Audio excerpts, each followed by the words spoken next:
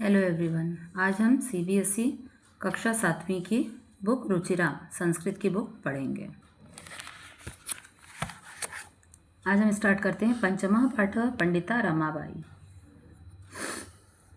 स्त्री शिक्षा क्षेत्रे अग्रगण्या पंडिता रमाबाई 1858 ख्रीष्टाब्दे जन्म अलभत। यानी स्त्री शिक्षा के क्षेत्र में सबसे अग्रणी मतलब सबसे आगे रहने वाली पंडिता रमाबाई 1858 ख्रीष्टाब्दे मतलब 1858 इस सन में इनका जन्म हुआ था। तस्याः पिता, इनके पिता अनंत शास्त्री डोंगरे थे। माता च लक्ष्मीबाई आस्ताम, और माता का नाम लक्ष्मीबाई था। तस्मिन् काले स्त्री शिक्षायाः स्थिति चिंतनीया आसीत्। यानी उस काल में, उस समय में स्त्रियों की शिक्षा जो थी उसकी स्थिति बहुत ही चिंतनीय थी। स्त्रियों को जल्दी शिक्षित नहीं किया जाता था। स्त्रीणां कृते संस्कृत शिक्षणं प्रायः प्रचलितं नासीत्।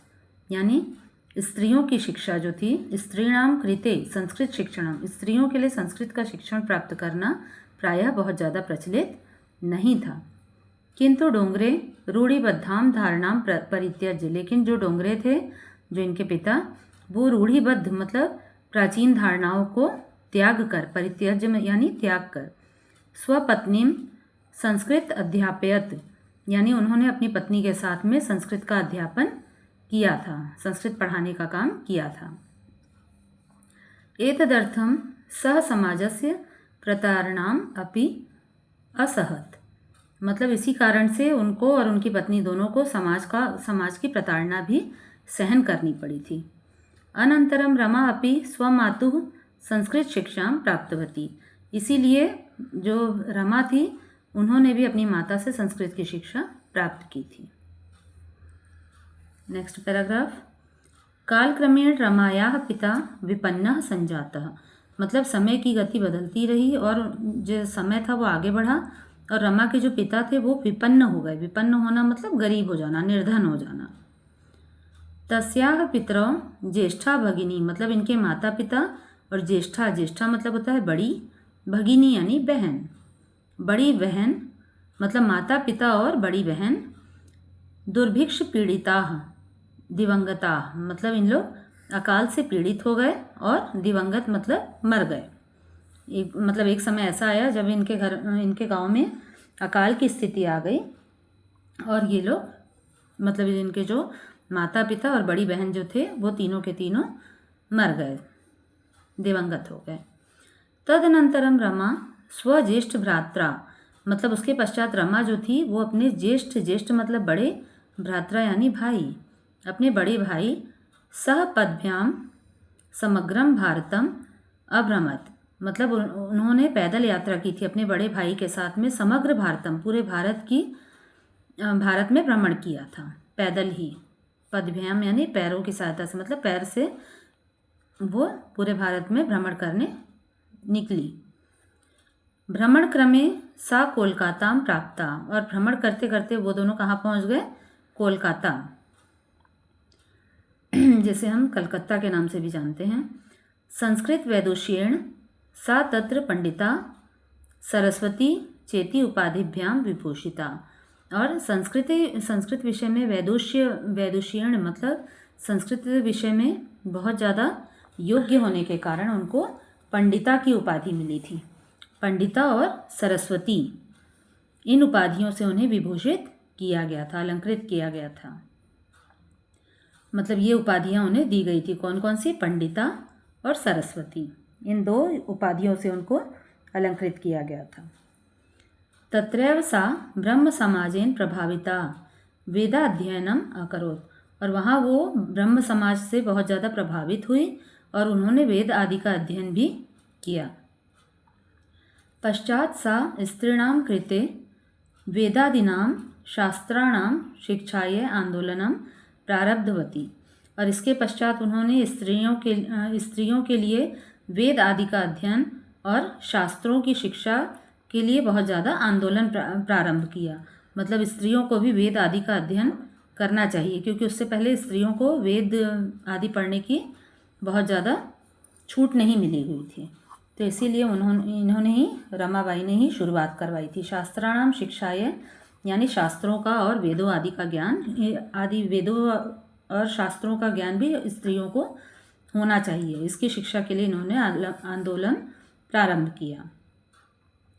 1880 तमे ख्रीष्टाब्दे सा विपिन बिहारी दासेन सह बांकीपुर न्यायालये विवाहम अकरोत्। फिर 1880 में इन्होंने बिपिन बिहारी दास, ये उनके पति का नाम है, बिपिन बिहारी दास के साथ में इन्होंने बांकीपुर न्यायालय में विवाह कर लिया। सार्धैक वर्षात, अब यहाँ सार्धैक वर्षात मतलब लगभग 1.5 years, 1.5 साल। अनंतरम तस्याह पति दिवंगतः, और लगभग 1.5 साल के पश्चात उनके जो पति थे वो उनकी मृत्यु हो गई, दिवंगत हो गए वो। क्या नाम था उनके पति का? विपिन बिहारी दास। तदनंतरम सा पुत्र्या मनोरमया सह जन्मभूमि महाराष्ट्रम प्रत्यागत, और इसके पश्चात वो अपनी पुत्र्या मतलब पुत्री मनोरमा के साथ अपनी जन्मभूमि महाराष्ट्र वो वापस आ गई। नारीणाम सम्मानाय शिक्षाय च सा स्वकीयम जीवनम अर्पितवती, और यहाँ पर आकर उन्होंने, महाराष्ट्र में आकर उन्होंने नारियों के सम्मान के लिए, उनको और ज़्यादा शिक्षित करने के लिए अपना पूरा का पूरा जीवन उन्होंने समर्पित कर दिया। हंटर शिक्षा आयोगस्य समक्षम नारी शिक्षा विषये सा स्वमतम प्रस्तुतवती, और यहाँ पर इन्होंने हंटर शिक्षा आयोग जो था उसके समक्ष में, उसके सामने में नारी शिक्षा के विषय में अपना स्वमत मतलब अपना स्वयं का मत प्रस्तुत किया था कि उनका क्या सोचना है नारी शिक्षा के ऊपर, उनका क्या सोचना है, इस पर उन्होंने अपने विचार प्रस्तुत किए थे।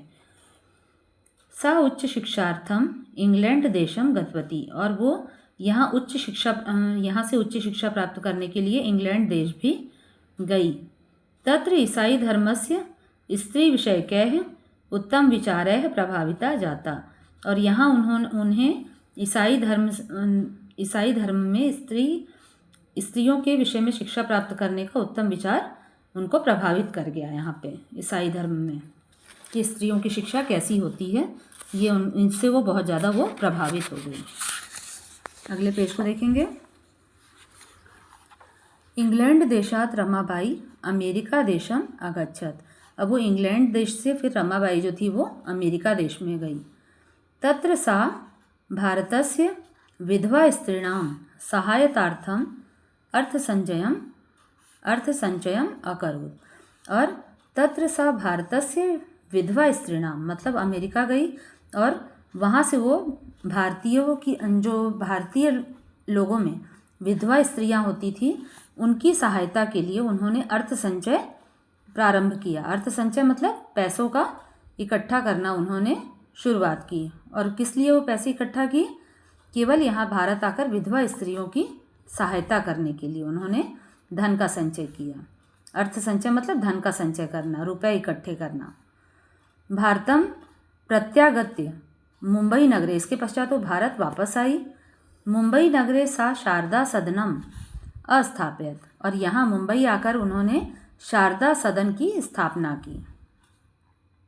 अस्मिन् आश्रमे निसहायाः स्त्रियः निवसन्ति स्म, और ये जो इन्होंने यहाँ पे मुंबई में आकर शारदा सदन की स्थापना की थी, यहाँ पे अस्मिन् आश्रमे मतलब इस आश्रम में जो निसहाय स्त्रियाँ होती, जिनकी कोई सहायता करने वाला नहीं होता है, स्त्रियः निवसन्ति, ऐसी स्त्रियाँ यहाँ पर इनके शारदा सदन में निवास करने लगी। जिनका कोई भी सहायक नहीं होता था वो यहाँ रहती थी।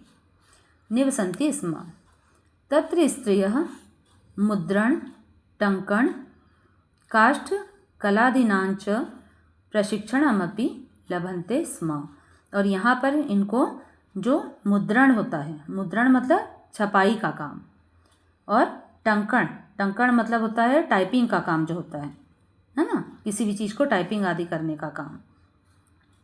और काष्ठ कला, काष्ठ मतलब होता है लकड़ी से कई तरह की चीज़ें बनाने का काम जो है वो, उसमें इन सभी स्त्रियों को प्रशिक्षणमपि लभन्ते स्म मतलब प्रशिक्षण दिया जाता था।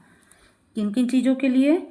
मुद्रण के लिए, मुद्रण मतलब छपाई करने का काम, जो कि जिसको हम प्रिंटिंग के नाम से भी जान सकते हैं। टंकण मतलब टाइपिंग का काम।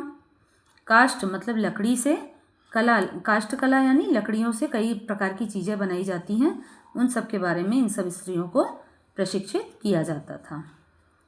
मतलब जो स्त्रियां शारदा सदन में निवास करती थी उनको ये सारी चीज़ें ही सिखाई जाती थी। परम इदम सदनम पुणे नगरे स्थानांतरितम जातम, लेकिन ये बाद में जो ये सदन है वो मुंबई से पुणे नगर में स्थानांतरित कर दिया गया। मतलब इस सदन को मुंबई से हटाकर पुणे में स्थानांतरित यानी पुणे में शिफ्ट कर दिया गया था। ततः पुणे नगरस्य समीपे केडगांव स्थाने मुक्ति मिशन नाम संस्थानम तया स्थापितम। और यहाँ पे ततः पुणे नगर से मतलब यहाँ उसके पश्चात पुणे नगर के समीप केडगांव नामक एक स्थान है। केडगांव याद रखिएगा बच्चों, केडगांव नामक स्थान है जहाँ पे मुक्ति मिशन नाम संस्थान, मुक्ति मिशन नामक एक संस्थान खोला गया। तया स्थापिता मतलब मुक्ति मिशन नाम के संस्थान की यहाँ स्थापना की गई थी। अत्र मतलब यहाँ अधुना अपि निराश्रिता स्त्रियः ससम्मानम जीवनम यापयन्ति।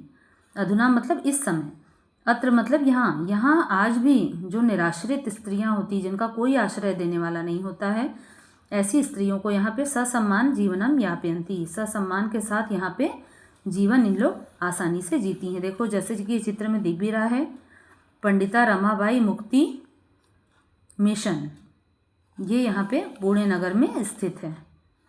पुणे नगर के जिस गांव को हमने पढ़ा यहाँ पे केडगांव ये स्थापित किया गया है, जहाँ पे आज भी वर्तमान समय में भी निराश्रित स्त्रियाँ जिनको कहीं पर भी सहारा नहीं मिलता, ऐसी स्त्रियों को यहाँ पे सम्मानपूर्वक रखा जाता है। 1922 तमे ख्रीष्टाब्दे रमाबाई महोदयायाः निधनम अभवत्। और 1922 इस सन में पंडिता जो रमाबाई थी उनका निधन हो गया, मतलब वो समाप्त हो गई, मृत्यु हो गई उनकी। सा देश विदेशानाम अनेकासु भाषासु निपुणाः आसीत्। मतलब वो देश विदेश में अनेक भाषाओं में देश विदेश घूमने के कारण उनको कई भाषाएं भी आने लगी थी, जिसमें वो कई भाषाओं में निपुण हो गई। समाज सेवायाः अतिरिक्तम, और समाज सेवा के अतिरिक्त लेखन क्षेत्रे यानी लिखने की कला में अपि तस्याः महत्वपूर्णम अवदानम अस्ति। मतलब पुस्तकें आदि लिखने के क्षेत्र में भी इनका जो योगदान था वो बहुत ही महत्वपूर्ण था। स्त्री धर्म नीति, अब इनके द्वारा लिखी गई देखिए कुछ पुस्तकें हैं। स्त्री धर्म नीति, हाई कास्ट हिंदू विमेन इति तस्याः प्रसिद्धम रचनाद्वयं वर्तते। इनकी दो रचनाएं बहुत ज़्यादा प्रसिद्ध हुई थी, जिसमें एक थी स्त्री धर्म नीति और दूसरी है हाई कास्ट हिंदू विमेन। ये इनके द्वारा लिखी गई दो बुक्स हैं, इनको याद कर लीजिएगा आप, अलग अलग नाम दोनों का, स्त्री धर्म नीति और दूसरी बुक है हाई कास्ट हिंदू विमेन इति तस्याः प्रसिद्धम रचनाद्वयं वर्तते। ये इनके द्वारा लिखी गई दो प्रसिद्ध रचनाएं हैं। तो ये बच्चों हमारा पंडिता रमाबाई का पार्ट कंप्लीट हुआ। अब हम इसके शब्दार्थ देख लेते हैं थोड़ा। पहला है परित्यज्य। परित्यज्य का अर्थ होता है छोड़कर। अध्यापयत मतलब पढ़ाया। प्रतारणाम ताड़ना देना। असहत यानी सहन किया। स्वमातु अपनी माता से। विपन्नः निर्धन, जो हमने इनके माता पिता के बारे में पढ़ा कि वो विपन्न हो गए, निर्धन हो गए थे।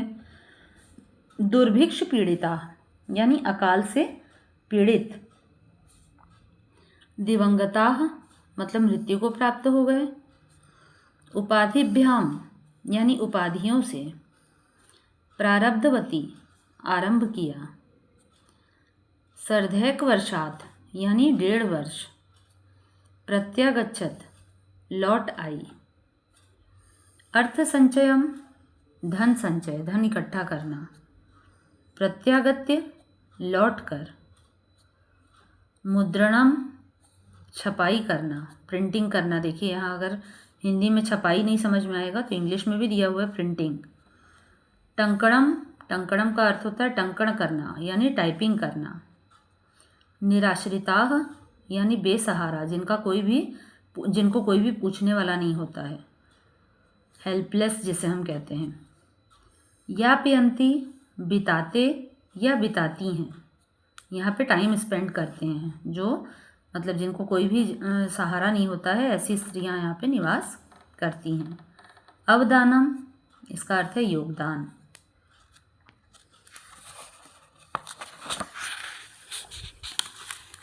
इसके पश्चात हम अभ्यास देखेंगे। प्रश्न पहला, एक पदेन उत्तरत, मतलब एक पद में इसका उत्तर देना है। पंडिता सरस्वती, इनको दो नामों से उपाधि मिली थी, दो नामों की। कौन कौन सी? पंडिता और सरस्वती, दो नामों से इनको विभूषित किया गया था। इति उपाधिभ्याम का विभूषिता, मतलब इन दोनों उपाधियों से किसे विभूषित किया गया था? तो उत्तर होगा रमाबाई। ख नंबर देखिए, रमा कृतः संस्कृत शिक्षा प्राप्तवती। रमा किससे अपनी संस्कृत शिक्षा प्राप्त करी थी? तो स्वमातुः, अपनी माता से। रमाबाई केन सह विवाहम अकरोत्, रमाबाई किसके साथ विवाह करी थी? तो विपिन बिहारी दासेन। कासाम शिक्षायै रमाबाई स्वकीयम जीवनम अर्पितवती, यानी किसकी शिक्षा के लिए रमाबाई ने अपना सारा जीवन समर्पित कर दिया था? तो स्त्री नाम भी लिख सकते हैं या तो फिर नारी नाम भी, दोनों ही आंसर चलेंगे इसमें। जो आप लिख सकते हैं आसानी से, स्त्री नाम या तो फिर ऑब्लिक करके मैंने यहाँ नारी नाम भी लिख दिया है। रमाबाई उच्च शिक्षार्थम कुत्र अगच्छत, रमाबाई अपनी उच्च शिक्षा प्राप्त करने के लिए कहाँ गई? तो इंग्लैंड देशम। फिर देखिए, रेखांकित पदानी आधृत्य प्रश्न निर्माणम कुरुत। रमाया, अब यहाँ से एक शब्द जिसके नीचे लाइन खींची हुई है ना, हमको इस शब्द को हटाना है और उसकी जगह हमको प्रश्न निर्माण, जैसे प्रश्न बनाना। रमायाः पिता समाजस्य प्रताड़नाम असहत, यानी रमा के पिता ने समाज की प्रताड़ना को सहन किया था। तो यहाँ रमा को हटा के हम क्या करेंगे? कस्याः, रमायाः को हटा के कस्याः आ जाएगा प्रश्न। कस्याः पिता समाजस्य प्रताड़नाम असहत, मतलब किसके पिता समाज की प्रताड़ना को सहन किया था, किसके पिता ने? तब यहाँ पे हमको आंसर पहले से दिया हुआ, रमायाः पिता, मतलब रमा के पिता ने। मृत्यु मरणानंतरम रमाबाई महाराष्ट्रम प्रत्यागच्छत। अब यहाँ पे मृत्यु नहीं, पत्यु है। पत्यु मरणानंतरम रमाबाई महाराष्ट्रम प्रत्यागच्छत, तो यहाँ पे हम इसको हटा के कस्याम कर देंगे। तीसरा देखिए, रमाबाई मुंबई नगरे शारदा सदनम अस्थापयत, तो यहाँ भी मुंबई नगर को हटाना है और उसकी जगह कुत्र हो जाएगा। रमाबाई कुत्र, मतलब कहाँ पर शारदा सदन की स्थापना की थी? कुत्र यानी कहाँ, तब यहाँ आंसर है मुंबई नगर में। अगला देखिए, घ नंबर, 1922 तमे ख्रीष्टाब्दे रमाबाई महोदयायाः निधनम अभवत्, यानी 1922 में रमाबाई महोदया का निधन हुआ। तो किसका हुआ? तो कस्याः प्रश्न हो जाएगा, प्रश्न बन जाएगा। स्त्रियः शिक्षाम लभन्ते स्म, स्त्रियः को हटाना है हमें और इसकी जगह प्रश्न बन जाएगा काह, किसकी शिक्षा के लिए इन्होंने किसे शिक्षा के लिए लाभान्वित किया था? तो काह शिक्षा लभन्ते स्म, काह प्रश्न आ जाएगा इसमें। अब अगला देखिए, प्रश्नानाम उत्तराणि लिखत। रमाबाई किमर्थम आंदोलनम प्रारब्धवती, रमाबाई किमर्थम, ये जो प्रश्न है तो इसको हटा के हम क्या कर देंगे? केवल स्त्री शिक्षार्थम के लिए किमर्थम की जगह आ जाएगा स्त्री शिक्षार्थम। निसहाय स्त्रियः आश्रमे किम किम लभन्ते स्म, निसहाय स्त्रियों को आश्रम में क्या क्या प्राप्त होता था? तो प्रशिक्षणम लभन्ते स्म, केवल उन्हें प्रशिक्षण प्राप्त होता था। टंकण मुद्रम अगर लिखना चाहें तो लिख भी सकते हैं, नहीं लिखना चाहें केवल प्रशिक्षण लिख देंगे तो भी ये आंसर कंप्लीट है।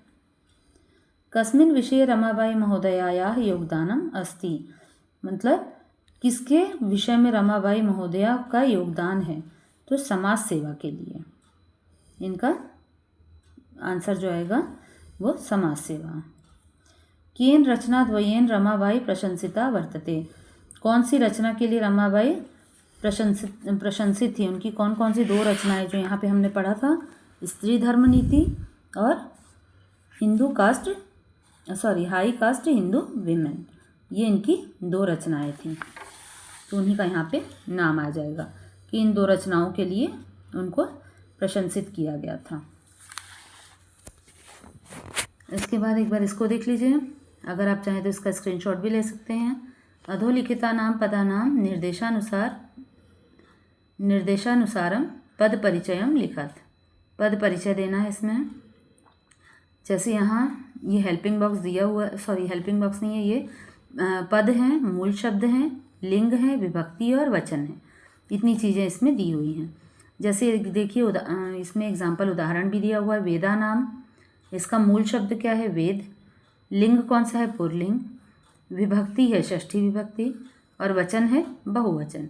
ठीक है, उसी प्रकार से मैंने नीचे का लिखा है पिता, तो अब पद कौन सा है, पिता। इसका मूल शब्द होता है पितृ, लिंग है पुल्लिंग, विभक्ति है प्रथमा और वचन है एक वचन। ठीक इसी प्रकार से शिक्षा है, इसका मूल शब्द है शिक्षा, लिंग है स्त्रीलिंग और विभक्ति में चतुर्थी और एक वचन। कन्या, इसका मूल शब्द है कन्या, स्त्रीलिंग, प्रथमा विभक्ति, बहुवचन। नारीणाम, इसका मूल शब्द है नारी, लिंग में है स्त्रीलिंग, विभक्ति में है षष्ठी और बहुवचन। मनोरमया, इसका मूल शब्द है मनोरमा, स्त्रीलिंग, तृतीया विभक्ति, एक वचन। इसका आप स्क्रीनशॉट चाहें तो ले सकते हैं। नेक्स्ट प्रश्न है, अधोलिखिता नाम धातु नाम लकारम पुरुषम वचनं च लिखत, यानी इसमें धातु, लकार, पुरुष और वचन, इतनी चीज़ें लिखना है। जैसे आसीत, आसीत के लिए हम कौन सी धातु का इस्तेमाल करते हैं, अस धातु। लकार होता है लंग लकार, प्रथम पुरुष और एक वचन। ठीक उसी प्रकार से कुर्वंती का के लिए क्री धातु, लट लकार, प्रथम पुरुष, बहुवचन। आगच्छत का गम धातु, हमेशा याद रखना बच्चों, गम गच्छ जो शब्द होता है, गच्छ के लिए हमेशा हम गम धातु का इस्तेमाल करते हैं, गम। फिर लंग लकार, प्रथम पुरुष, बहुवचन। निवसंती के लिए निवस, फिर लिट लकार, प्रथम पुरुष, बहुवचन। गमिष्यति के लिए गम धातु, लिट लकार, प्रथम पुरुष, एक वचन। अकरोत के लिए क्री धातु, लंग लकार, प्रथम पुरुष, एक वचन। इसके बाद अगला प्रश्न देखिए, अधोलिखितानि वाक्यानि घटनाक्रमानुसारम लिखत। अब इसको पूरा का पूरा जो हमने कहानी पढ़ा है उसका ये घटनाक्रम है पूरा। तो सबसे पहले देखिए इस क्रम को ख नंबर में लिखें, ख नंबर को लिखिएगा। 1858 तमे ख्रीष्टाब्दे रमाबाई जन्म लभत, सबसे पहले उसका जन्म, रमाबाई का उनका जन्म हुआ था 1858 में। फिर सेकंड नंबर में ये वाला पॉइंट कर देना, सा स्वमातु संस्कृत शिक्षा प्राप्तवती, वो अपनी माता के साथ संस्कृत की शिक्षा प्राप्त की थी। इसके पश्चात तीसरा नंबर ये क वाला आ जाएगा, रमाबाई महोदयायाः विपिन बिहारी दासेन सह विवाह अभवत, इसके पश्चात इनका विवाह विपिन बिहारी दास के साथ संपन्न हुआ था। फिर चौथा नंबर में सा उच्च शिक्षार्थम इंग्लैंड देशम गतवती, मतलब उच्च शिक्षा के लिए इंग्लैंड चली गई। फिर पांचवा नंबर सा मुंबई नगरे शारदा सदनम अस्थापयत, उसके पश्चात इन्होंने मुंबई नगर में शारदा सदन की स्थापना की। और आखिरी पॉइंट ये वाला बन जाएगा हमारा, 1922 तमे ख्रीष्टाब्दे रमाबाई महोदयाः निधनम अभवत, यानी 1922 में रमाबाई महोदया का निधन हो गया। इसके बाद एक बार और देख लेते हैं, इसमें पीछे तो है कुछ कि नहीं। हाँ ठीक है बच्चों, ये आज हमारा पूरा पार्ट पंडिता रमाबाई ये कंप्लीट हुआ। आज हमारा पंडिता रमाबाई का पूरा ये चैप्टर कंप्लीट हुआ। अब ये एक बार मैं सारांश में इसको छोटे शॉर्टकट में आपको बता दे रही हूँ। पंडिता रमाबाई जो थी उनका जन्म 1858 में हुआ था। ठीक है, इनके पिता का नाम अनंत शास्त्री डोंगरे था, माता का नाम लक्ष्मीबाई था और इन्होंने स्त्री शिक्षा के लिए बहुत ज़्यादा योगदान दिया था। समय की गति के अनुसार इनके पिता जो थे वो विपन्न हो गए। विपन्न होना मतलब निर्धन हो गए। माता पिता और जो इनकी बड़ी बहन थी वो समाप्त हो गई, ख़त्म हो गई। अकाल से पीड़ित होने के पश्चात वो दिवंगत हो गए थे। और इनके जो बड़े भाई ज्येष्ठ भ्राता के साथ ये पदयात्रा शुरू की। इन्होंने पूरा भारत में भ्रमण किया और कोलकाता गई। कोलकाता से इनको पंडिता और सरस्वती ये 2 उपाधियों से विभूषित किया गया और यहीं से इनकी जो स्त्री शिक्षा के लिए, संस्कृत पढ़ाने या स्त्री शिक्षा के लिए जो इनका योगदान था ये बहुत ज़्यादा आगे ही बढ़ता गया। ब्रह्म समाज के से बहुत ज़्यादा प्रभावित हुई वहाँ पे। इसके पश्चात भी इन्होंने स्त्री शिक्षा को मतलब स्त्रियों को वेद आदि का और शास्त्रों का ज्ञान दिलवाने में ये इन्होंने आंदोलन प्रारंभ किया। फिर 1880 में इन्होंने क्या किया था, विपिन बिहारी दास के साथ न्यायालय में विवाह संपन्न किया। लेकिन 1.5 वर्ष के पश्चात ही इनके जो पति थे वो उनकी मृत्यु हो गई थी। और फिर वहाँ से अपनी पुत्र मनोरमा के साथ ये अपनी जन्मभूमि महाराष्ट्र वापस आ गई थी। यहाँ पर भी इन्होंने नारियों के सम्मान के लिए अपना जीवन, सारा का सारा जीवन इन्होंने समर्पित कर दिया था। और हंटर शिक्षा आयोग में भी इन्होंने अपनी नारी शिक्षा के विषय में अपना मत जो है वो प्रस्तुत किया था। यहाँ से फिर ये उच्च शिक्षा के लिए कहाँ, इंग्लैंड चली गई थी और यहाँ भी ईसाई धर्म और उनके उच्च विचारों से ये बहुत ज़्यादा प्रभावित हुई थी। इसके पश्चात इंग्लैंड देश से रमाबाई जो थी वो अमेरिका भी गई और वहाँ से इन्होंने भारत की विधवा स्त्रियों के लिए सहायता के लिए अर्थ संचय किया। अर्थ संचय मतलब रुपए कुछ इकट्ठे किए और वहाँ से फिर ये वापस भारत में आ गई। भारत आकर मुंबई में इन्होंने शारदा सदन की स्थापना की और यहाँ पर भी इन्होंने शारदा सदन जो खोला उसमें निसहाय स्त्रियों के लिए, ऐसी स्त्रियाँ यहाँ पे निवास करती थी जो बिल्कुल ही निसहाय होती हैं, मतलब जिनकी कोई सहायता करने वाला नहीं होता है। ऐसी स्त्रियों को इन्होंने यहाँ पे प्रिंटिंग, टाइपिंग और लकड़ियों से कई चीज़ों का बनाने की जो कला थी उसके बारे में इन्होंने उनको प्रशिक्षित किया। फिर इनका जो मुंबई नगर में जो शारदा सदन था उसको पुणे में स्थापित कर दिया गया, लेकिन उसका थोड़ा सा नाम बदल के या नए की स्थापना की गई जिसका नाम मुक्ति मिशन रख दिया गया था। पुणे के केट गांव में इसकी स्थापना हुई थी।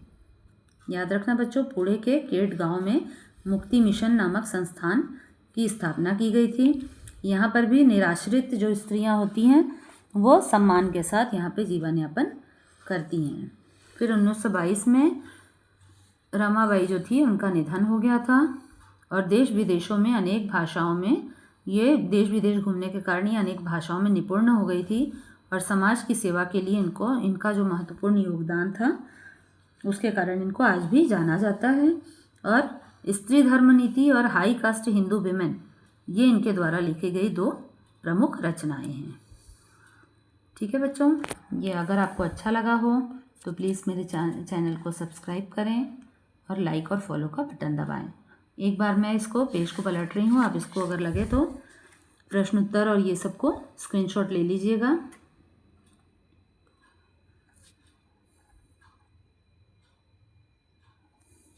ये एक पद में उत्तर है, ऊपर में सबसे पहले यहाँ पे मैंने इसके सारे आंसर लिख दिए हैं।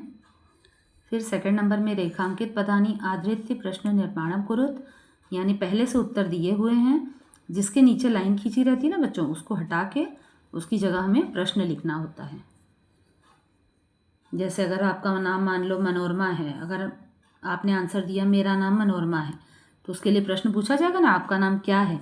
तो ऐसे ही यहाँ पे उत्तर पहले से आंसर लिखा हुआ है, इसका हमको प्रश्न बनाना है। रमायाः पिता समाजस्य प्रतारणाम असहत, मतलब रमा के पिता ने समाज की प्रताड़ना को सहा। तो कस्याः, ये रमायाः की जगह हम कस्याः कर देंगे बस। कस्याः पिता समाजस्य प्रताड़नाम असहत, मतलब किसके पिता ने समाज की प्रताड़ना को सहन किया। तो इसी प्रकार से ये सारे प्रश्न निर्माण वाले प्रश्न हैं। तीसरा है प्रश्नानाम उत्तराणि लिखत, प्रश्नों के उत्तर लिखना है, जिसमें एक का मैं शायद मेरे दिमाग से उतर गया है, तो इसके लिए मैंने आपको बता दिया है कि सामने में 2 उनके द्वारा लिखी गई 2 रचनाएं कौन कौन सी थी, हिंदू कास्ट विमेन और एक और मैंने बताया था यहाँ पे, देखिए यहाँ सामने दिया हुआ है स्त्री धर्म नीति और हाई कास्ट हिंदू विमेन, ये इनके द्वारा लिखी गई 2 प्रमुख रचनाएं हैं। फिर ये इसको भी मैं पढ़ के एक बार बता दे रही हूँ। अधोलिखिता नाम पदानाम निर्देशानुसारम पद परिचयम लिखत। पद परिचय लिखना है जिसमें पद हैं, मूल शब्द है, लिंग है, विभक्ति और वचन है। इसको मैंने पढ़ के बता दिया, एक बार आप चाहें तो स्क्रीनशॉट ले सकते हैं। फिर 5वां नंबर अधोलिखिता नाम धातु नाम लकारम पुरुषम वचनं च लिखत। इसमें धातु, लकार, पुरुष और वचन, ये 4 चीज़ें लिखना है, इसको भी देख लीजिए। फिर इसमें मैंने 1, 2, 3, 4 और 5 और ये लास्ट 6, इस प्रकार से नंबरिंग डाल दी है मैंने, तो इसको आप नोट कर सकते हैं। यहाँ पर भी अगर लगे तो मैं डाल देती हूँ 2 नंबर, 5, 6, 4, 1 और ये सबसे ऊपर है 3 नंबर। ये इस प्रकार से आप देख लीजिएगा। ठीक है बच्चों, तो आज ये हमारा पंडिता रमाबाई का पाठ पूरा कंप्लीट हुआ। धन्यवाद।